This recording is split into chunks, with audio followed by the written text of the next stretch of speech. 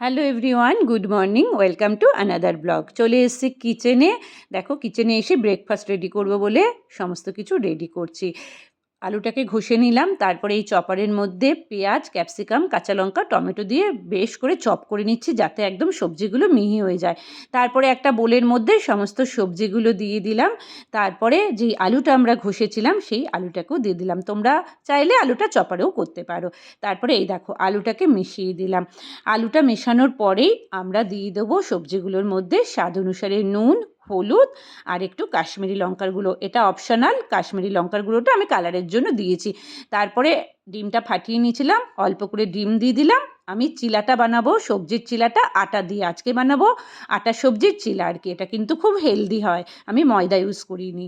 তারপরে ননস্টিক প্যানে ঠিক এইভাবে দিয়ে দেবে, একটু যেন পাতলা হয়, তাহলে কিন্তু খেতে ভালো হবে।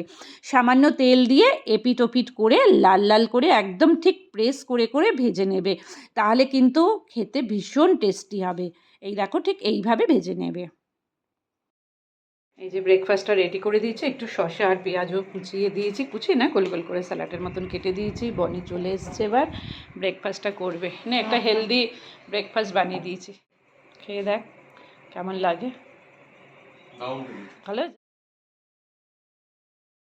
ব্রেকফাস্ট কমপ্লিট করে ঘরের সমস্ত কাজ কমপ্লিট করে নিয়ে চলে এসে আবারও কিচেনে লাঞ্চ বানাবো। লাঞ্চে আজকে বানাবো চিকেন বলস কারি। চলো তোমাদের সাথে শেয়ার করি। বোনলেস চিকেনটাকে আমরা ভালো করে পেস্ট করে নেবো, আর এইদিকে পেঁয়াজ আদা রসুনের একটা পেস্ট রেডি করে নেবো। বোলের মধ্যে চিকেন পেস্টটা দিয়ে দেবো, তার মধ্যে নুন, হলুদ, কাশ্মীরি লঙ্কার গুঁড়ো, জিরের গুঁড়ো, ধনের গুঁড়ো, গরম মশলার গুঁড়ো, রিফাইন অয়েল আর পেঁয়াজ আদা রসুনের পেস্ট দিয়ে 1 ঘন্টা আমরা ম্যারিনেট করে রেখে দেবো। 1 ঘন্টা হয়ে যাওয়ার পরে ওর মধ্যে আমরা একটুখানি কর্নফ্লাওয়ার দিয়ে দেবো। কর্নফ্লাওয়ারটা দিয়ে ভালো করে মিক্স করে ছোট ছোট বল তৈরি করে নেব। বলগুলো যেন বেশি বড় না হয়, বড় হয়ে গেলে কিন্তু ভেতর অবধি আমাদের ভালোভাবে ডিপ ফ্রাই হবে না। দেখো, এই যে ছোট ছোট বলের সাইজ করব।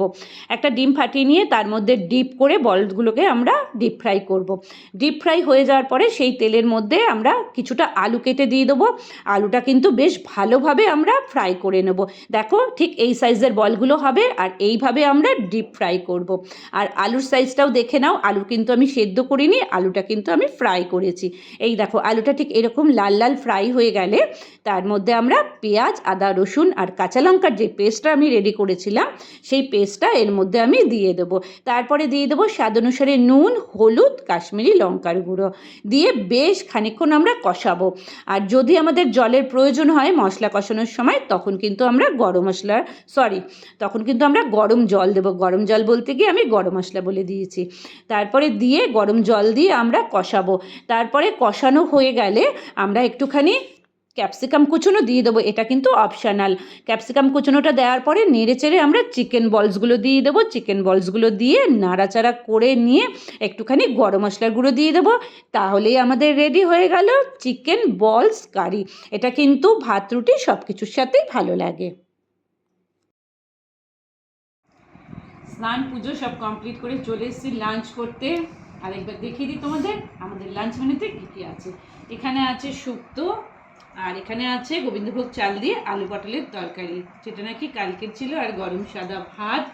আর এখানে আছে ভোলা মাছ, যেটা আজকে রান্না করেছি, তোমরা দেখেছো। এখানে আছে একটা পাঁপড় ভাজা, আর এখানে আছে সেই ইয়ামি চিকেন বলস কারি আর কি। এটা কিন্তু তোমরা অবশ্যই ট্রাই করবে। এখানে আছে শসা। তাহলে এখন আমরা করব লাঞ্চ, ঠিক আছে? আর আমার এই ভিডিওটা তোমাদের যদি ভালো লেগে থাকে তাহলে অবশ্যই লাইক, শেয়ার, কমেন্ট। আর যারা ফেসবুক পেজ থেকে দেখছো তারা কিন্তু অবশ্যই পেজটাকে ফলো করে দিও। যারা ইউটিউব থেকে দেখছো তারা কিন্তু অবশ্যই সাপোর্ট করো, আমাকে সাবস্ক্রাইব করে দিও। তাহলে চলো আমরা লাঞ্চ করি। আজকের ভিডিওটা এখানে এন্ড করে দিলাম। Bye bye.